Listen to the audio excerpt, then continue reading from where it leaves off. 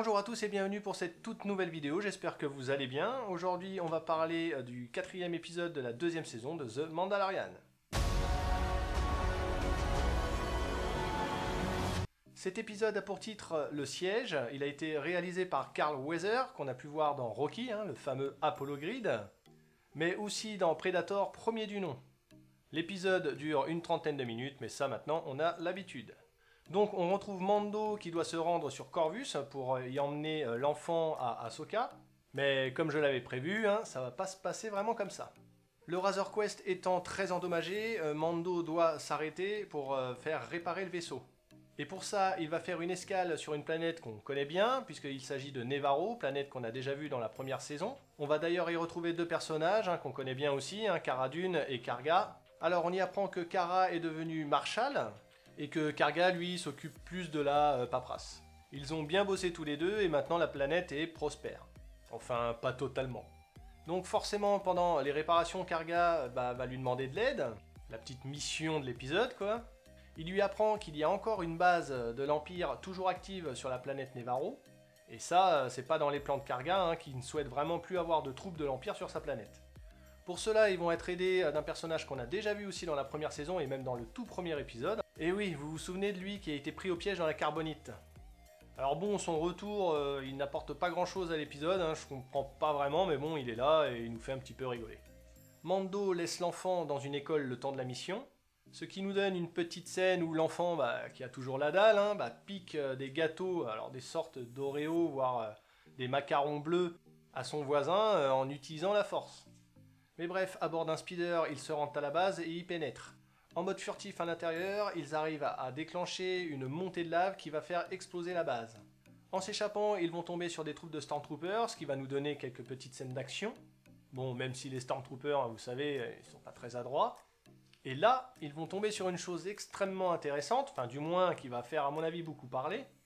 Ils tombent sur des expériences avec des créatures, vous savez, dans des capsules pleines de liquide, là. Vous voyez, les expériences biologiques sur les êtres vivants. Ils découvrent un message du médecin, vous savez, qu'on avait vu dans la saison 1, qui s'occupe de l'enfant, où il dit justement que les sujets ne tiennent pas le coup, et qu'il faudrait plus de sang de l'enfant. Et à la fin du message, il indique « Je ne vous décevrai pas, Moff Gideon ». Ils apprennent donc que Gideon est vivant, mais ça, nous, on le savait déjà. Alors je voudrais faire une petite pause sur cette découverte, les fameuses expériences, parce que quand on y regarde de plus près, franchement ça devient très intéressant. Et j'ai une ou deux théories là-dessus. Alors attention dans ce que je vais dire, là je vais spoiler un peu la postologie, l'épisode 7, 8, 9, donc si vous ne les avez pas vus, arrêtez la vidéo tout de suite. Et en parlant de ces films, je me dis que la série peut faire le lien avec la postologie, et notamment avec Palpatine. Et oui, souvenez-vous, dans l'épisode 9, on apprend que Palpatine est toujours en vie, et que c'est lui qui a créé Snoke, via des expériences dans des capsules. Et donc il est possible que ce qu'on voit dans cet épisode soit un premier aperçu du suprême leader Snoke. Snoke maîtrise la force, donc pour le créer, il a bien fallu quelque chose dans cette direction. Comme du sang avec un haut taux de médiclorien. Et qui sait dans la série qui a un haut taux de médiclorien dans son sang? Eh oui, l'enfant. Surtout que l'on sait que l'empereur connaît Yoda, il en a même eu peur. Il sait que son espèce est très puissante et très réceptive aux médicloriens. Donc en fait, je me demande si Gideon ne travaille pas en secret pour Palpatine, et que la capture de l'enfant, en fait, ne serve qu'à ça.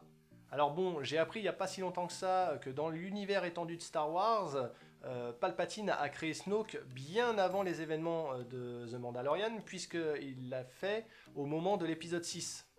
Ce qui viendrait casser complètement ma théorie. Mais comme dans l'univers cinématographique, rien n'est dit, tout est possible. Après, il y a des théories aussi sur, à la fin de l'épisode, on voit Gideon avec une armée de Stormtroopers un peu modifiés. Peut-être que ça servirait à ça. Je pense pas vraiment, puisqu'on voit bien qu'ils sont quasiment prêts, ils sont prêts à aller à l'attaque. Enfin, en tout cas, tout ça peut être très intéressant pour la suite.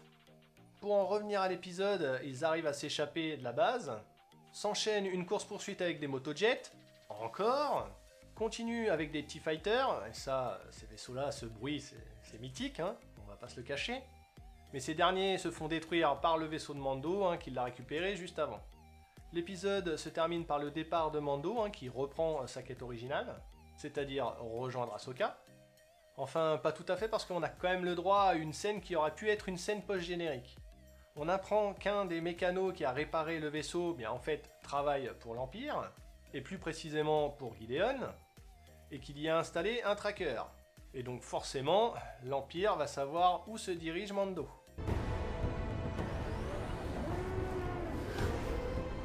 C'est vraiment pas un endroit pour un enfant.